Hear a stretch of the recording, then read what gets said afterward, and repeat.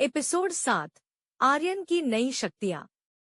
आर्यन और उसके दोस्त रिया, रितिका और अमित हाल की घटनाओं के बाद से आर्यन अपनी शक्तियों का अभ्यास करने और उनके उपयोग को और बेहतर बनाने का निर्णय लिया। एक दिन जब वे चारों शहर के एक बड़े पार्क में गए, तो आर्यन को कुछ अजीब महसूस हुआ। उसे अचानक एक अजीब सी आवाज सुनाई दी, जैसे कोई उसके दिमाग में बोल रहा हो। आर्यन ने रिया, रितिका और अमित को यह बात बताई, लेकिन उन्होंने कुछ नहीं सुना। आर्यन को महसूस हुआ कि यह आवाजें उसकी ही दिमाग में आ रही थी। उसने ध्यान लगाकर सुनने की कोशिश की और धीरे धीरे उसे समझ में आने लगा कि वह इन आवाजों को काबू में पा सकता है। यह आर्यन के लिए एक नया अनुभव था। रिया ने उत्सुकता से पूछा, आर्यन, क्या हुआ है? तुम ठीक तो हो ना? आर्यन ने सिर हिलाया। मुझे लगता है कि मुझे एक नई शक्ति मिल गई है।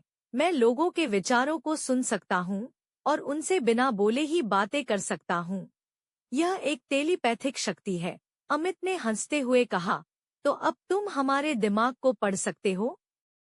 वाह, यह तो कमाल है, आर्यन ने कहा।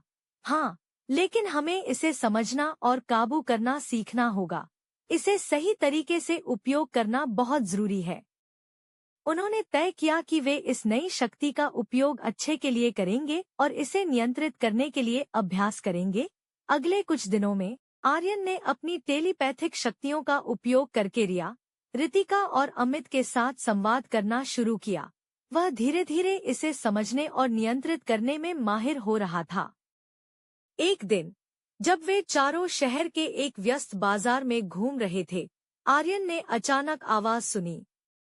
आर्यन ने कहा, मुझे लगता है कि कुछ गलत होने वाला है। मुझे बहुत अजीब महसूस हो रहा है। आर्यन ने अपनी टेलीपैथिक शक्तियों का उपयोग करके उस अनजान आवाज को समझा और महसूस किया कि बाजार के भीतर कोई बड़ा खतरा मंडरा रहा है।